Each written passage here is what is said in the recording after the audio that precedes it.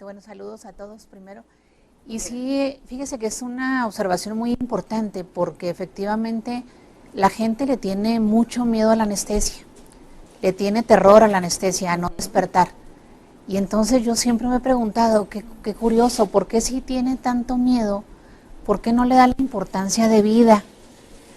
¿En quién va a depositar su vida? Su vida.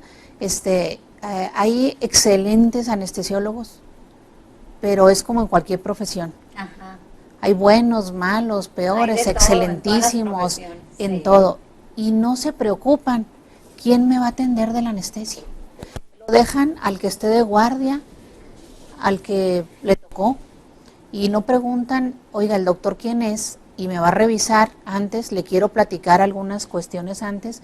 Es muy importante la evaluación que haga el anestesiólogo. Ahorita allá afuera, ¿cómo le dicen ustedes? Tras bambalinas, platicaba sí. Yo con otro de sus ponentes de hoy, de sus participantes, que realmente la anestesia tiene su riesgo, claro que sí, pero el riesgo no es igual para todas las personas. Ajá. El riesgo de la anestesia, de sufrir una complicación, de tener alguna secuela cerebral o fallecer, depende de su edad, depende de su estado de salud. Exacto. Depende de qué enfermedades tenga y si están compensadas o no.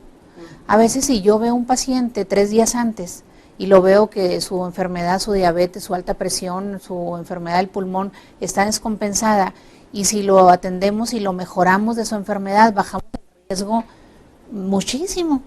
En cambio, si entra con el azúcar alta, es diabético, pues la posibilidad de complicaciones aumenta 20 veces, claro, que si hubiera entrado con su azúcar normal compensada. Así es. Entonces el riesgo de la anestesia en estos días es muy bajo si se observan varios factores, si se observan la evaluación cuidadosa del paciente, el compensar sus enfermedades, si la persona el cirujano que lo va a operar es un cirujano bueno, cuidadoso, hábil, buen ser humano, si el hospital o clínica donde se va a operar tenga lo necesario. Porque si yo pongo todo mi esfuerzo en aplicar una anestesia con cuidado, pero no tengo los medicamentos adecuados, no tengo los monitores adecuados que pasa en el sector público muchísimas veces, pues entonces estoy incrementando el riesgo de que algo le pase a mi paciente, aunque yo le ponga mucha atención. Entonces el riesgo depende de que se tenga con todo lo necesario, que se cuente con lo necesario, y que la persona que lo va a anestesiar sea un anestesiólogo con credenciales. El anestesiólogo es un médico especialista muy poco conocido dentro de la comunidad. Es impresionante. Sí. Mucha gente incluso nos pregunta, fíjese, que si, primero que si para estudiar, para ser anestesiólogo, ¿qué se necesita? Fíjese, algo que es cómico, sí, pero a la vez nos habla grave de la educación, y yo los felicito a ustedes por este programa porque es educativo. Muchas gracias. Algo que denota la baja calidad de la educación en México. Una vez me preguntó alguien que si para ser anestesiólogo se requería la secundaria. Válgame Dios santo. Fíjense, amigos, todo lo que tienen que estudiar en medicina, ser médico general, sí, y después hacer la especialización y demás. Es que aquí en el programa hemos tratado también sobre cada especialidad, porque también sí, muchas veces me llama mucho la atención con la anestesiología, ¿verdad? Pero sí, por ejemplo, claro que el oncólogo, ¿no? Pues no saben porque nunca han pasado a la mejor o nunca han tenido un paciente con cáncer, o el angiólogo, pues ¿quién es? ¿Quién sabe? Pero eso lo ven en las raíces grecolatinas en preparatoria también, y no se lo aprenden. Así es. Pero ahí le habla de que la educación es en lo que se le debe inyectar más presupuesto, porque claro, nos falta mucho. Así es. Doctora, y bueno, primero hay ocasiones en que se tiene que evaluar al paciente. Por ejemplo, resulta que a mí me hicieron una resonancia magnética de cerebro y salió todo muy bien, excepto, doctora, que traigo un pólipo muy grande en la nariz y el tabique desviado. Me dijeron, no, pues me dijo el doctor, pues ¿sabe qué? Va a tener que ir con el otorrino. Y ahí voy con el otorrino y me dijo, sí, se va a tener que operar. Y luego le dije, sí, como para abril o para mayo. mire, no, en lugar de hacer caso inmediatamente, pues todavía la ha aplazado, pero lógicamente ya me había hecho los estudios preoperatorios y luego ya me iban a mandar con el internista para ver si todo estaba bien. La operación iba a ser en medicina ambulatoria. Sí. Y si no está algo bien, pues tiene que ser en el hospital, ¿verdad? Así es. Y hacerme el electrocardiograma. Pues, pero hay muchas ocasiones en que les llega a ustedes un paciente que llega muy grave y a lo mejor no tienen el tiempo suficiente de examinarlo, o sea, sacarle sus estudios preoperatorios. ¿Cómo le hacen, doctora? Bueno, pues realmente ese es el único caso en el que el anestesiólogo no puede hablar ni con el paciente y muchas veces ni con los familiares porque es de extrema urgencia. Fuera de ese tipo de situaciones, en todos los casos uno debe de evaluar al paciente, platicar con él las alternativas de anestesia, los riesgos y platicar con el familiar. También es bien importante ese lazo de confianza con el familiar porque es el que se queda fuera sufriendo. Sí. El paciente está tan dormido, sin pena alguna, y el familiar a veces está 2, 3 horas, 4 horas allá afuera sufriendo, pero realmente siempre lo debemos de hacer, de platicar con paciente y familiares. Y en el caso que me dice usted, pues, de que entra ahora sí que de la calle directo a urgencias y directo al quirófano, pues ahí uno intuye por algunas manifestaciones en los monitores que este paciente. Y claro, hacemos pruebas rápidas de sangre. Sobre todo de sangre, ¿verdad? Sí, pruebas rápidas de sangre y en la medida de lo posible pueden pruebas rápidas también, una tomografía rápida, etcétera. Pero si no se puede más, porque sea un paciente que está sangrando, que sea urgentísimo de ella, pues ahí los monitores nos arrojan a veces alguna información y nosotros podemos inducir que ese paciente que quizá viene inconsciente, pues ya padezca de la presión o diabetes, a veces incluso por la misma fascia. Nosotros... dice una amiga que le desespera platicar conmigo porque luego le detecto si anda anémica y si trae la creatinina alta y si por el color nosotros, el tipo de piel, el tipo de complexión de paciente también, si trae varices, insuficiencia venosa, etcétera, pues un chequeo rápido que nos permita más o menos deducir qué pudiera tener. Así es, pues es que es su profesión y cuando se es buena en su profesión, pues lógicamente... es como a nosotros los maestros nos pasa que yo, por ejemplo, veo alguna un error ortográfico, entonces pues lo detecta uno porque ha dado uno clases de ortografía, por ejemplo, o en inglés.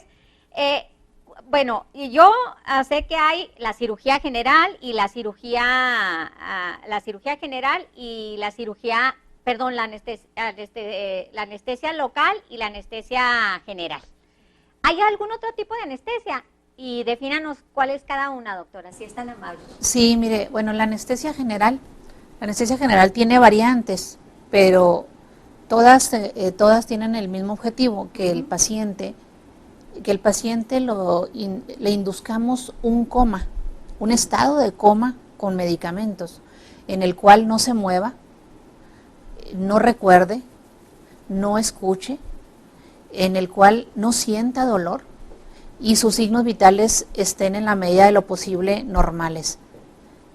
Ese es el objetivo y nosotros usamos a veces medicamentos, a veces gases, a veces combinación de ambos y cuando termina la cirugía el reto grande es haber tenido al paciente estable en su presión, en su corazón, en su oxigenación, la función del riñón, la función del cerebro, etcétera, estable y luego sacarlo del coma, despertarlo y en la medida de lo posible de manera confortable, de preferencia sin dolor o con el menor dolor posible, ¿verdad?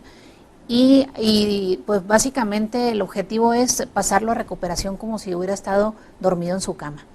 Es un reto grande, gigantesco, precioso, que bueno, pues por eso estudiamos 11 años. Fíjese nomás, 11 años. 11 años, la carrera de medicina completa y después la especialidad. ¿Sigue actualizándose, doctora, siempre? Sí, sí. Esa es la anestesia general, que el paciente pueda ser operado, pueda el cirujano estar con toda confianza abriendo, jalando, cortando, metiendo tijera, pinza, sin que el paciente se dé cuenta de nada y después despertarlo, como le digo, con la mayor comodidad que pudiéramos darle al paciente. Esa es la anestesia general y la anestesia local tiene muchas ramas, le llamamos regional, más que local, porque local es la del dentista. Ah, perfecto. O cuando le van a quitar a usted alguna verruguita, verruguita o alguna algo así. cosita. Ajá. La anestesia regional de regiones generalmente es de región de las piernas hacia abajo, Ajá, sí. o a veces puede ser de un brazo, o a veces una pierna o de la rodilla hacia abajo. Esto se logra con agujas que han evolucionado muchísimo. Ahora el riesgo de la anestesia de verdad ha bajado mucho porque el calibre de las agujas ha bajado. A veces, la gran mayoría de las veces ponemos la anestesia, por decir, en la espalda. En la espalda. En la se pone, espalda ¿verdad? con una agujita como del calibre de un cabello. Fíjese. Increíble. Delgadísima. Entonces la Ajá. posibilidad de lastimar una raíz nerviosa, la médula, pues es remota, porque la aguja es muy delgada. Entonces tenemos que entrenarnos en manejar esa aguja delgada y larga, porque de acuerdo al tejido adiposo, a la grasita del paciente, pues metemos la agujita más o menos, ¿verdad? Si es muy delgadita, como en su caso, pues se mete la aguja bien poquito, pues usted parece niña, muy delgadita, sí.